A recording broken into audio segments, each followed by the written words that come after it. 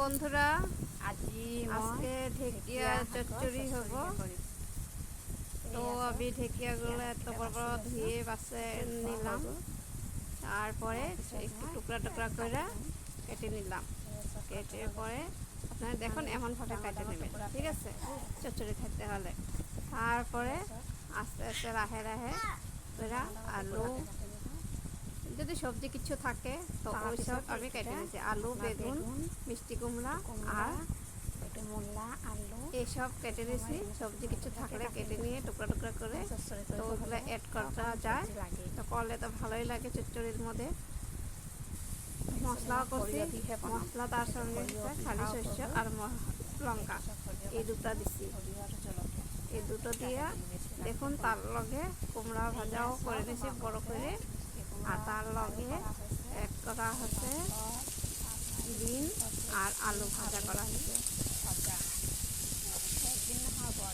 এই একটু ভাজতে ভাজতে থাকো, ভালো কালার যদি পছন্দ হয়েছে লাইক কমেন্ট করবে, ঠিক আছে? তারপরে এইসব নিয়ে আমি আলাম ফির, তারপরে এই সবজিগুলা দিয়ে দিব ভাজা। আর কালি জিরা সম্পাসে দিব রে, তারপরে কালি জিরা সম্পাস দিলে সুগন্ধটা সুন্দর আছে। তার একটু পরে ভাজা লাড়াচাড়া করে তারপরে দিয়ে দিলে এখন আমি এই ঢেকিয়াগুলা তারপরে আস্তে করে ঢাকিয়ে দিবে, এখন বয়েল হয়ে ঢাক দিয়ে আর একটু পরে উঠায়া লাড়াচাড়া করে রেখে দেবেন।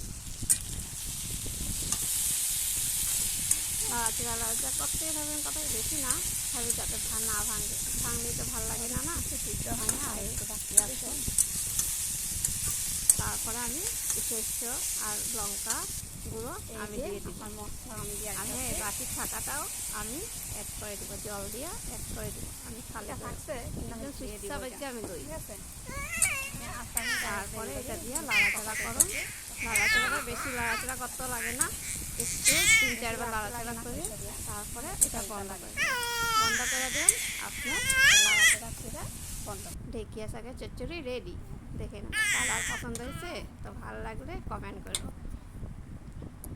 আর তার লগে দিয়েছে, এটার লগে আমি চাল কুমড়া মিষ্টি কুমড়া বড়া,